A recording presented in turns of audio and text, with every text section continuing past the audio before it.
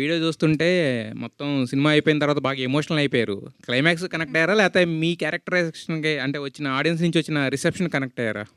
అంత ఇంటర్వెల్‌లో ఎమోషన్ ఏడ్చాను. దెన్ ఆఫ్‌కోర్స్ మూవీ అయిన తర్వాత కూడా ఏడ్చాను. It is also for the script and మూవీలో ఏమవుతుంది దానికి కూడా కనెక్ట్ అయ్యాను.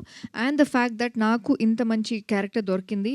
అండ్ చూసేటప్పుడు నాకు I am happy of how I have perform for the first time. ఎప్పుడు will be correcting our self కదా! అది లేకుండా I felt I have done a really good job and I was very satisfied.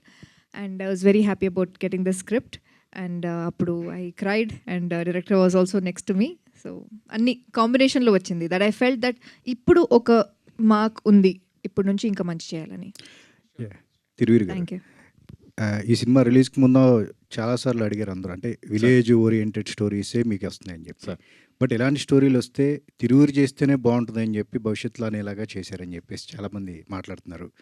So అంటే comedy ఉంది, emotion ఉంది, audience ఎక్కువ దేనికి react అవుతున్నారు మీరు గమనించిన దాంట్లో? నేను ముందు నుంచి కూడా చెప్పాను సార్. ఏంటంటే నాకు స్క్రిప్ట్ చదివినప్పుడు, సినిమా చూసినప్పుడు కూడా ఏంటంటే నాకు ప్రతాప్ అండ్ బుజ్జమ్మల కంటే కూడా Pratap and his father emotion అనేది నాకు ఎక్కువ కనెక్ట్ అయింది.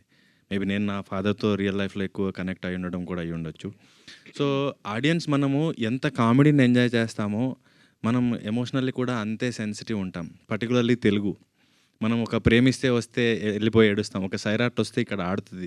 అలాగే ఎమోషన్ అది గర్ల్ ఫ్రెండ్ బాయ్ ఫ్రెండ్ అవ్వచ్చు, అమ్మ నాన్న అవ్వచ్చు, అది ఏ విధంగా ఫ్రెండ్స్ మధ్య అవ్వచ్చు, అక్క తమ్ముడుల మధ్య, అన్నా చెల్లెల మధ్య ఎక్కడొచ్చినా కూడా మనం ఎమోషనల్లీ అంతే కనెక్ట్ అవుతాం. కాబట్టి ఈ సినిమాలో నేను గమనించింది కూడా ఏంటంటే లాస్ట్లో ఈ అమ్మాయి అది క్రికెట్ కిట్తో వచ్చి పడుకుంటే నాకే అనిపించింది, అది టచ్ అయిపోయింది. చాలు, అది ఒక్కటి చాలు సినిమా మొత్తానికి అనిపించింది నాకు. సో ఆడియన్స్ కూడా అదే ఫీల్ అయ్యారు సార్. ఓకే డైరెక్టర్ గారు, number of layers, number of మనుషులు అందరినీ దాటుకొచ్చింది స్క్రిప్ట్ అన్నారు.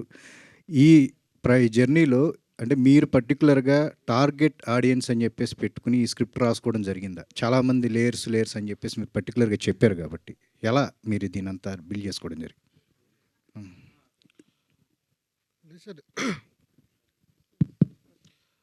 టార్గెట్ ఆడియన్స్ అంటే ఒక యూనివర్సల్ పాయింట్ అనేది అందరికీ కనెక్ట్ అయ్యేలాగా ఉండాలి అనేలాగా రాసుకున్నాను సార్. అంటే దీనికి ఫ్యామిలీస్ రావాలి, ఎవరన్నా విన్నా ఇంట్రెస్టింగ్ ఉండాలి అనే పాయింట్ పట్టుకొని రాయడం జరిగింది. సో అదే మేజర్ సార్. ఈటీవీ జాయిన్ అయిన తర్వాత ఈవెన్ ఇప్పుడు కూడా ఈ సినిమా ప్రమోషన్ జరుగుతూనే ఉంది. Yes sir. Because of ETV win అని చెప్పేసి మీరు ఎట్లా దీన్ని ఎలా చూస్తారు? నిన్న సెన్సార్ అయ్యే ముందు కూడా దీని గురించి ప్రమోషన్ ఏదో ఒకటి చేస్తూనే ఉన్నారు. సో ఇదంతా సీరియస్గా సార్, నేను ఈటీవీ ఓకే చేశాకే నాకు ధైర్యం వచ్చింది. ఈ ప్రాజెక్టు నేను ఇన్ని రోజుల కష్టం బయటకు వస్తుంది, నేను అనుకున్నట్లు వస్తుంది. ఈ సినిమాకి ఇప్పుడు చూడండి, మీకు థియేటర్లు కళ్యాణ మండపాలు అయ్యాయి.